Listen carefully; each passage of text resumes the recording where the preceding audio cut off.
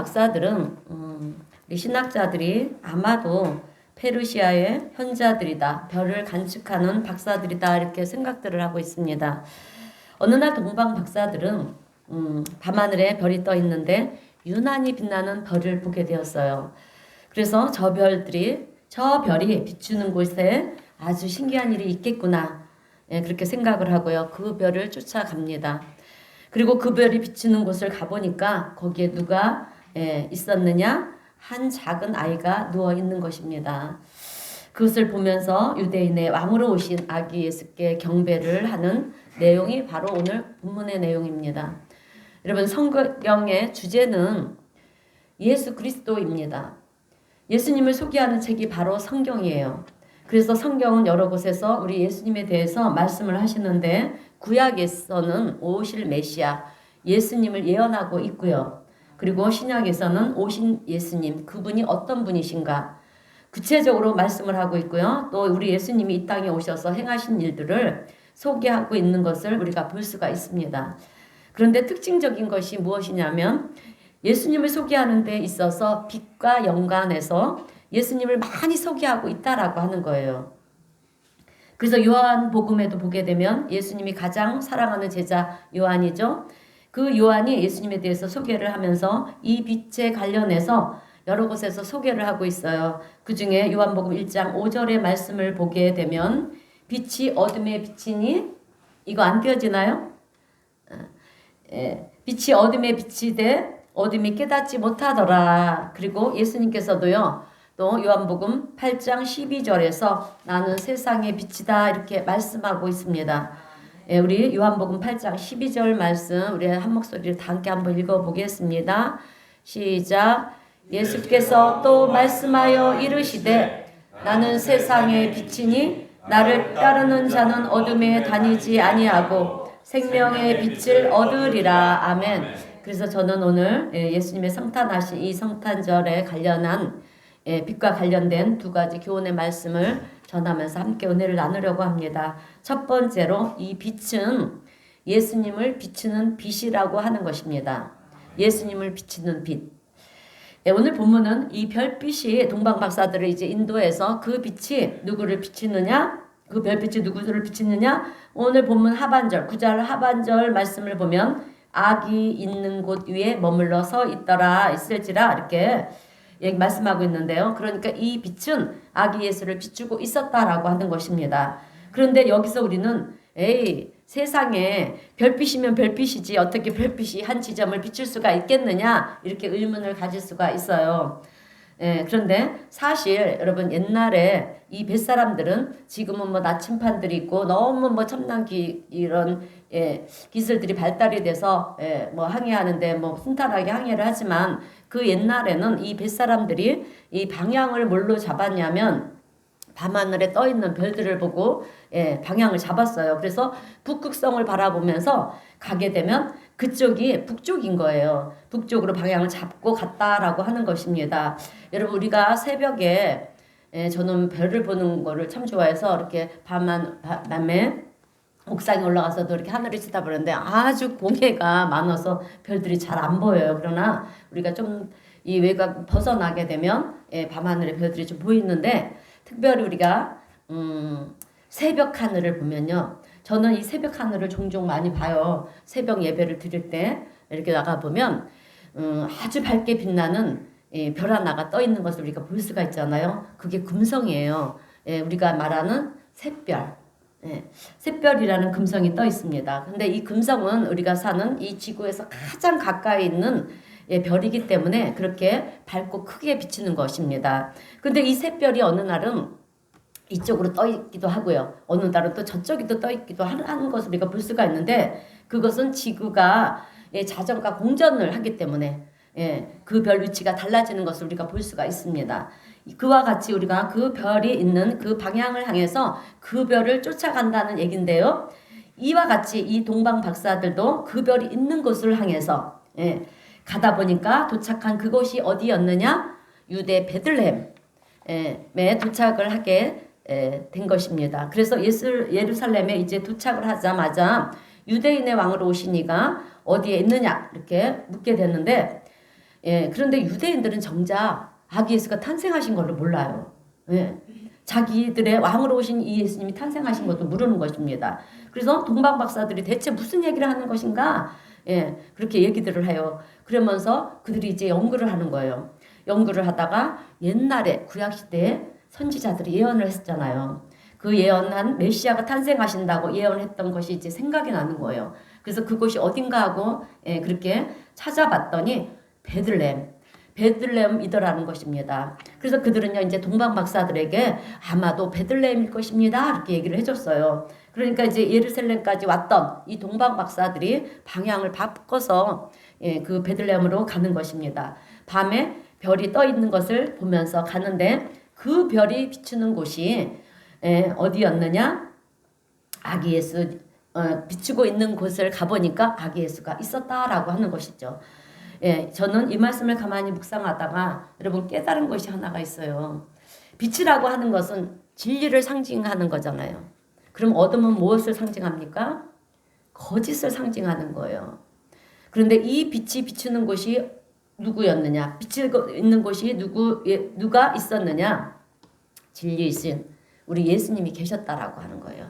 우리 주님은 진리이시잖아요. 예.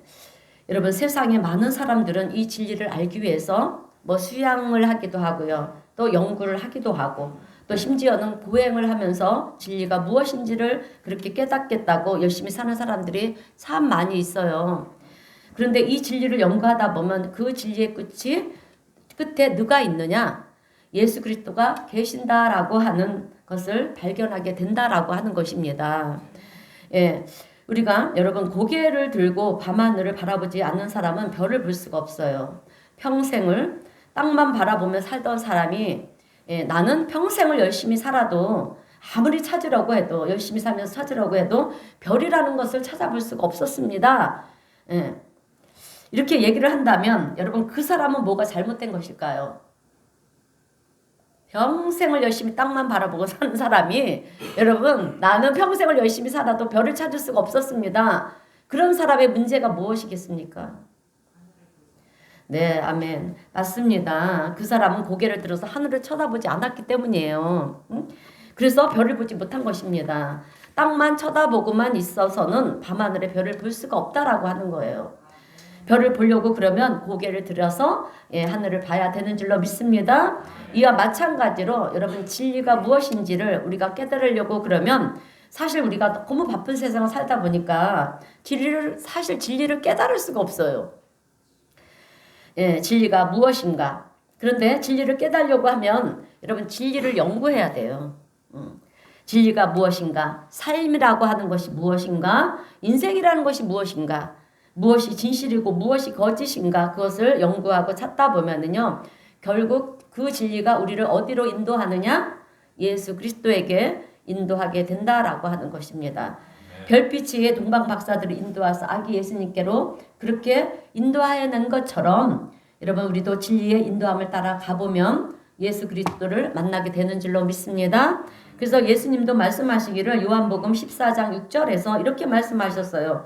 우리 다 함께 요한복음 14장 6절 말씀을 함께 읽겠습니다. 시작. 내가 곧 길이요 진리요 생명이니 나로 말지 않고는 아버지께로 올 자가 없느니라. 아멘. 참으로 엄청난 말씀을 하신 거예요. 여러분 누군가가 나에게 와서 내가 길이요 진리요 생명이다. 여러분 이렇게 얘기를 하는 사람이 있다라고 하면 우리 성도님들은 그 사람을 어떻게 보겠습니까? 아니 뭐 정신이 이상한 사람이 아닌가? 예, 온전지 못한 사람이구나. 아마도 이렇게 생각들을 하실 거예요. 자, 그런데 또 우리 예수님께서는 마태복음 11장 28절에서 이렇게 말씀을 하시는 것입니다. 우리 마태복음 11장 28절 말씀들 읽어보겠습니다. 시작. 수고하고 무거운 짐진 자들아 다 내게로 오라. 내가 너희를 쉬게 하리라. 아멘. 암송 구절입니다. 자, 그리고 아까도 읽은 요한복음 14장 6절도요. 암송 구절이에요. 항상 예, 암송하시고 예, 내가 힘들고 또 문제들이 있을 때 항상 읽으세요. 예, 되뇌기세요. 그러면 그 말씀이 하나님이시잖아요. 그 말씀대로 하나님이 역사하십니다. 참 이렇게 세상에 이런 얘기를 할 수 있는 사람은 여러분 없어요. 그죠? 예. 그런데 참 신기한 것은 이 땅을 살아가는 많은 사람들을 보면은요, 삶의 무거운 짐을 짊어지고 그렇게 힘겹게 우리가 살아가고 있다라고 하는 거예요. 다 수고하면서 무거운 짐을 짊어지고요, 슬픔과 애통함과 걱정과 근심과 그런 이 염려 이런 것들을 마음에 담고 여러분 우리가 살아가고 있잖아요, 그죠? 그런데 그랬던 분들이 어느 날 이제 전도가 돼서 교회에 와서 말씀을 듣고요, 예수 그리스도를 만남을 통해서 이 짐을 벗어버리고 정말 힘을 얻게 되는 그런 모습들을 우리가 얼마나 많이 보는지 모릅니다. 여러분, 예수 그리스도께서 하신 이 말씀은요, 수고하고 무거운 짐진 자들아 다 내게로 오라, 내가 너희를 쉬게 하리라. 이 말씀은 지금도 그대로 전 세계 많은 사람들에게 여러분 임하고 있다라고 하는 것입니다. 네. 예수님의 이 생애를 우리가 돌아보면은요, 그분의 가르침과 또 그분의 생애 가운데 행했던 일들을 보면 우리 예수님은 소외되고 가난하고 어려운 이들에게 여러분 찾아가서 친구가 되어 주셨고요. 그죠? 그리고 아픈 자들을 고쳐 주시기도 하셨고요. 또 오늘날도 마찬가지로 오늘 우리와 늘 함께 하시면서 우리를 격려하시는 예수님의 모습을 우리가 보게 되면 예수님은 정말 성경에서 말씀하시는 메시아가 맞구나, 이야기하는 것처럼 참 하나님이시구나, 참 우리의 구세주가 되시는구나 라고 하는 것을 여러분 우리가 깨닫게 되는 줄로 믿습니다. 그래서 예수님의 삶을 따르던 이 제자들도 보게 되면 그들의 삶이 완전히 변화가 되었던 것을 우리가 볼 수가 있어요. 그래서 제자들은 예수님을 위해서, 진리를 위해서 결국에는 자기의 목숨까지도 그렇게 아끼지 아니하고요, 죽음의 자리에까지 그렇게 갈 수 있었던 것은 그들은 진짜 여러분 살아계신 하나님을 만났기 때문이라는 거예요. 그래서 예수님의 삶과 가르침을 읽어볼 때 객관적으로 누구라 할지라도 이 예수님의 말씀을 읽어보면 참 진리의 말씀이라고 하는 것을 깨달을 수밖에 없다라고 하는 것입니다. 여러분, 우리가 세상으로 나가서 많은 사람들에게 전도를 할 때, 복음을 전할 때 자꾸 거부하는 이유가 무엇인지 아십니까? 보지를 않았기 때문에 그래요. 만나지를 않았기 때문에 복음을 거부하고 아니다라고 그렇게 얘기를 하는 거예요. 여러분, 하나님의 말씀은 깊이 묵상하면서 말씀을 읽고 또 읽고요, 또 돌아보고 또 뒤돌아보면서 이렇게 묵상을 하다 보면 이 말씀이 정말 진리로구나 누구나 깨달을 수가 있어요. 그래서 재미있는 것은 여러분, 초창기에 우리나라에 복음이 들어올 때, 이 복음이 전해질 때 영국의 토마스 선교사님이 이제 우리나라로 곧바로 들어오신 게 아니에요. 중국을 거쳐서 들어오셨어요. 그래서 복음이 중국이 먼저 들어갔어요. 그래서 중국에서 이제 복음을 전하려고 거기서 준비를 하는데, 종이로 이제 한글로, 한글, 그러니까 한문으로 된 이 성경책을 먼저 준비를 해갖고 이렇게 들어오신 거예요. 우리나라에 인천 앞바다에 이렇게 들어오셨는데, 그때 당시에 우리나라에 무슨 정책을 하고 있었냐면 세국 정책, 그러니까 외국의 것들을 받아들이지 않는 이 정책이 있었어요. 그러다 보니까 어떻게 됐냐면 이 선교사님이 타고 온 배가요, 불에 태워졌어요. 그리고요, 토마스 선교사님은 그 자리에서 내리자마자 세국 정책에 의해서 칼로, 그렇게 칼로 쳐서 우리나라에서 죽여버렸어요. 그때 선교사님이 이 죽기 전에 한 권의 성경책을 이게 어떤 포졸에게 준 거예요.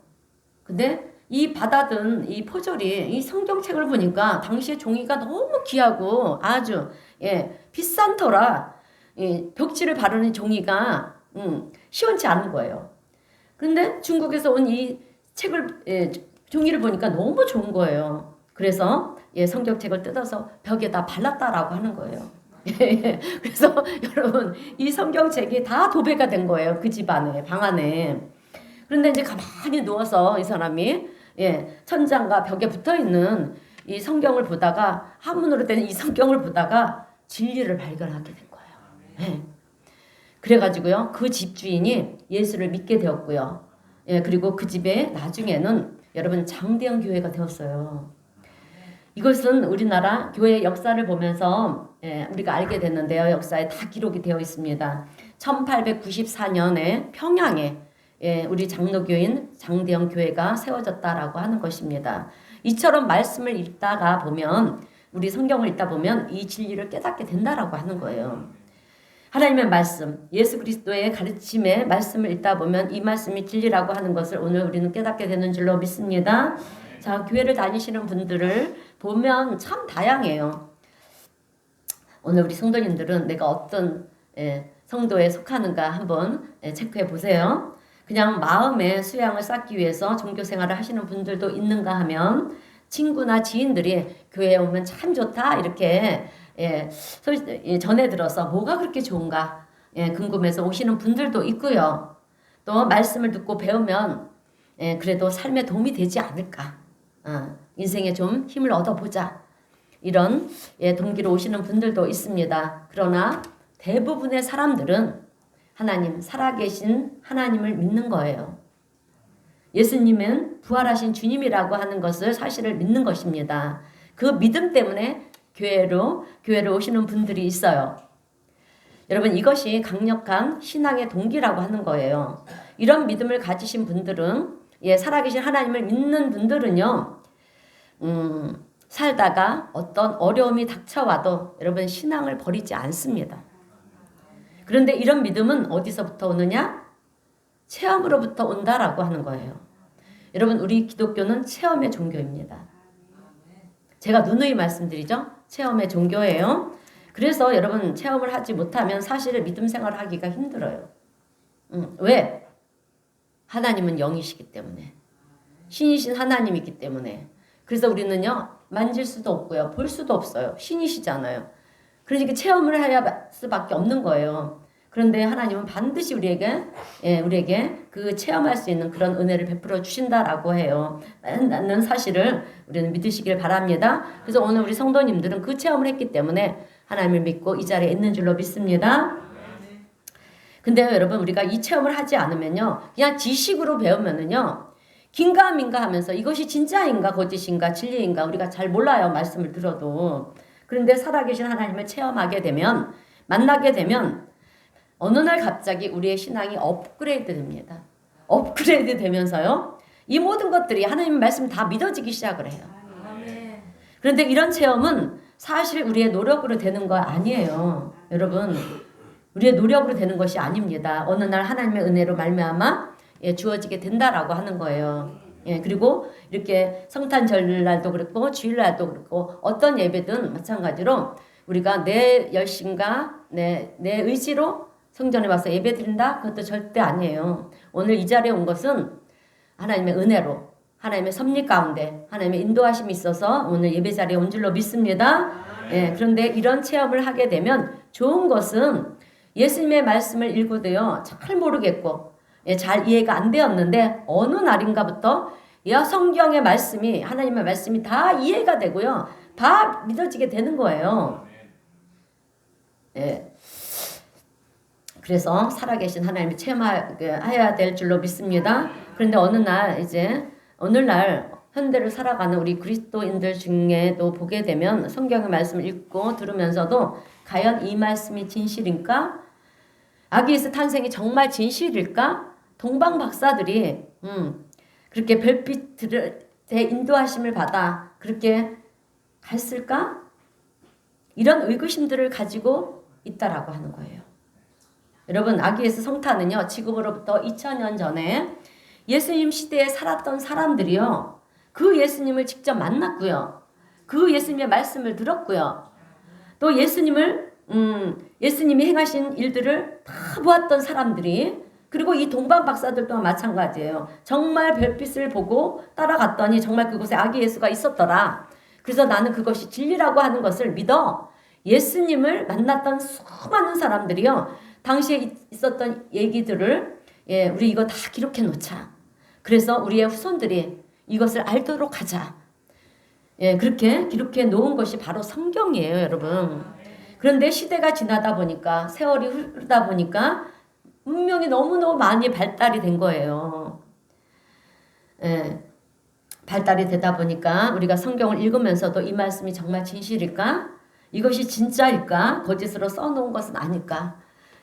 이런 의구심을 한다라고 하는 거예요. 그런데 감사하게도 우리 예수님은요, 지금도 우리의 마음속에 진리의 빛을 비춰주셔서 여러분 우리로 하여금 깨닫게도 하시고요. 그리고 어떤 날은 직접 찾아와 우리를 만나 주시기도 하고, 또 여러분 우리가 슬픔 가운데 그렇게 울면서 기도하면 우리를 안아주시는 여러분 그 하나님을 우리가 체험하기도 합니다. 그죠? 올 한해는 특히 우리 은혜사랑교회 정말 슬픔과 아픔들이 너무 많았어요. 참 많은 분들이 떠나가셨는데 그럴 때 제 마음이 얼마나 아팠겠습니까?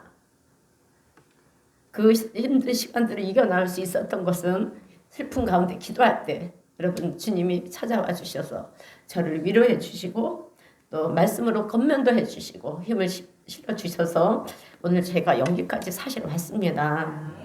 그래서 우리는 체험해야 될 줄로 믿습니다. 자, 지금도 그런데 우리 주님은 우리를 만나 주심으로 인해서 우리가 정말 견고한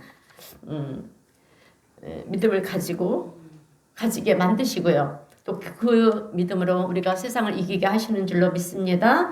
자, 그래서 오늘 우리도 저도 우리 성도님들도요, 이 동방 박사들처럼 진리를 따라 살아가게 될 때 그 진리는 우리를 예수 그리스도에게로 인도하시는 줄로 믿습니다. 그러므로 우리 예수 그리스도로 인해서 세상을 넉넉히 이겨 나가시는 저와 우리 성도님들이 되시길 주님의 이름으로 축원드립니다. 두 번째로 우리에게 주시는 교훈은요, 이 빛을 우리에게 선물로 주신 예수님이시다라고 하는 것입니다.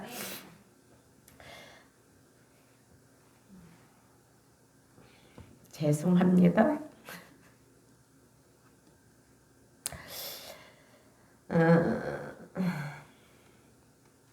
오늘 본문 말씀을 보면 아기 예수를 만나게 된 이 동방 박사들이요, 너무 기뻐서 황금과 모략과 유황을 선물로 드려요. 우리도 생일을 맞는 사람들이 선물을 받지 않습니까?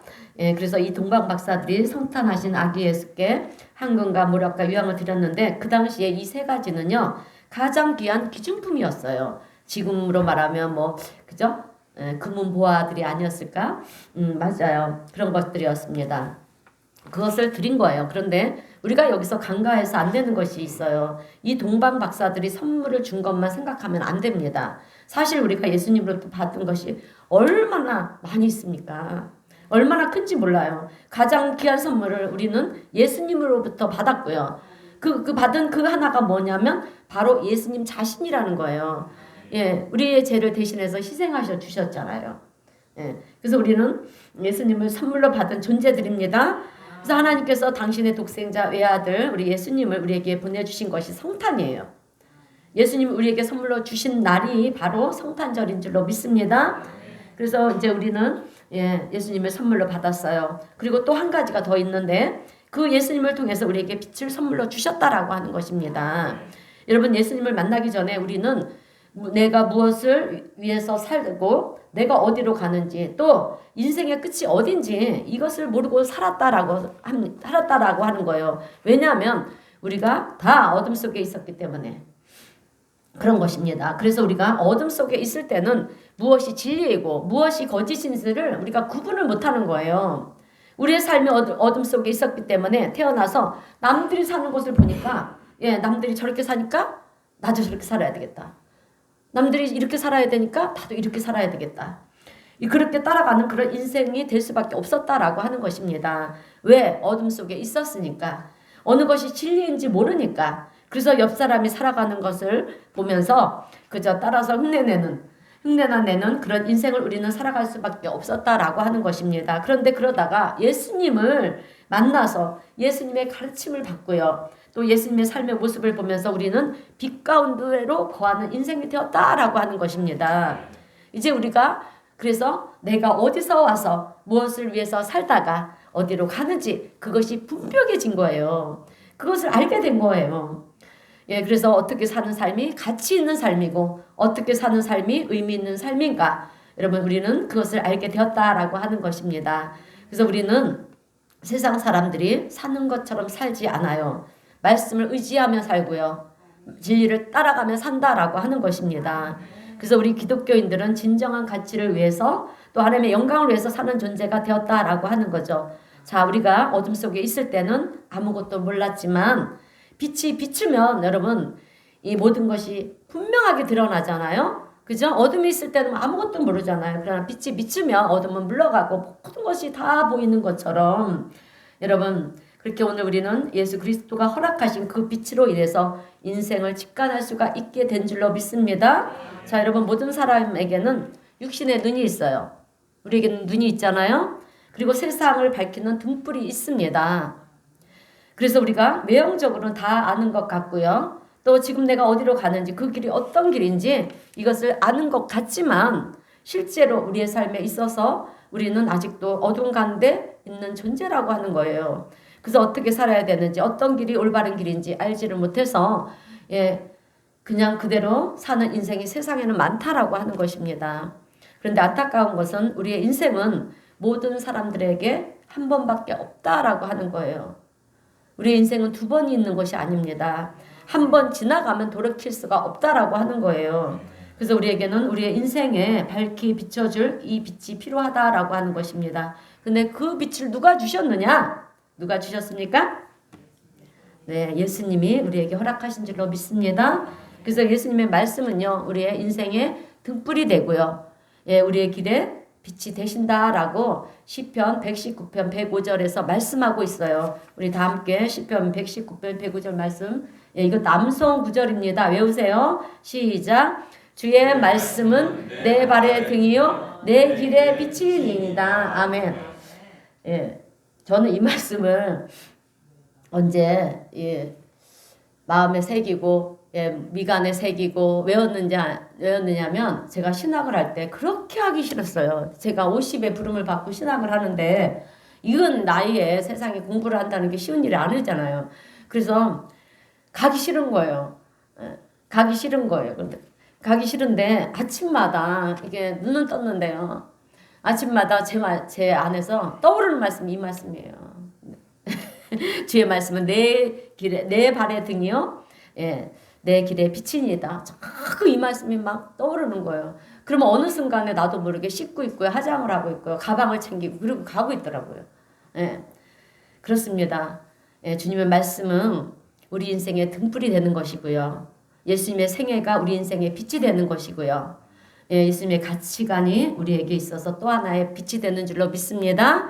그래서 우리는 그 빛을 통해서 진리가 무엇이고요. 삶의 진실이 무엇인지를 우리가 볼 수가 있게 되었다라고 하는 것입니다.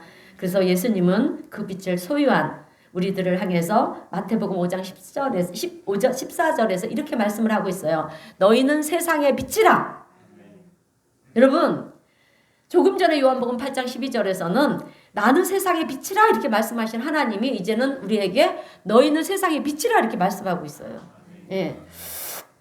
그 빛을 우리에게 보여주심으로 인해서 이제 우리에게 너희는 세상의 빛이라고 이렇게 말씀을 하고 계시는 거예요. 당신의 빛을 비춰주시면서. 그리고 마태복음 5장 16절에서는 너희 빛이 사람 앞에 비치게 하여 그들로 너희 착한 행실을 보고 하늘에 계신 너희 아버지께 영광을 돌려라. 이제는 너희들이 어둠 가운데 있는 자들에게 빛을 비추어 주라는 거예요, 여러분.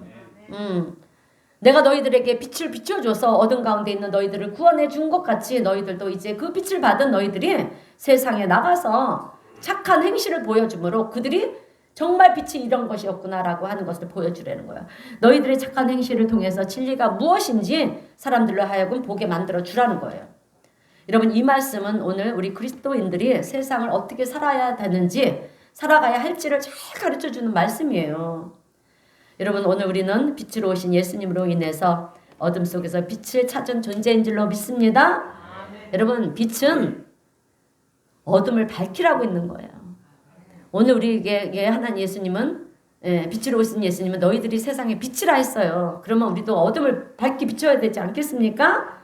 자 그러므로 오늘 우리 성도님들은 오늘 빛으로 오신 아기 예수의 이 성탄의 기쁨과 함께 빛의 자녀인 우리의 착한 행실로 세상을 밝게 비춰서 또 사람들에게는 유익을 끼치고요. 또 우리 하나님께 기쁨을 드리고 영광을 올려드리는 복된 우리 성도님 모두가 되시기를 주님의 이름으로 축원드립니다. 그래서 지극히 높은 곳에서는 아멘 하나님께 영광이 되고요. 영광이고 땅에서는 하나님의 기뻐하심을 받은 사람들 중에 평화로다. 이 평화가 우리 성도님 모두에게 넘쳐나시길 주님의 이름으로 축원드립니다. 네, 기도하겠습니다. 사랑과 은혜가 풍성하신 하나님 아버지, 오늘도 은혜 감사드립니다. 오늘 아기 예수 성탄의 날 예수님을 우리에게 선물로 주시고 또 예수님을 통해서 진리를 볼 수 있는 빛을 우리에게 선물로 허락하신 하나님을 찬송합니다. 오늘 우리 모두가 어둠 가운데 있는 존재가 아니라 빛 가운데를 거하는 존재가 다 되게 하시고 또 주님이 비춰주시는 그 빛으로 인하여서 세상 많은 사람들에게 사랑의 빛, 착한 행실의 빛을 비춰줄 수 있는 저희 모두가 되게 하여 주시옵소서. 그래서 주님으로 인하여 늘 힘을 얻고 또 용기도 얻고 꿈을 꾸면서 기쁨과 감사함으로 하나님 앞에 영광 올려드리는 믿음의 하나님의 사람들이 다 될 수 있도록 우리 모두를 축복하시고 은혜 베풀어 주시옵소서. 이 땅에 빛으로 오신 우리 구주 예수님의 이름으로 축복하며 기도드리옵나이다. 아멘. 우리 찬송가 123장 다 함께 찬송하겠습니다.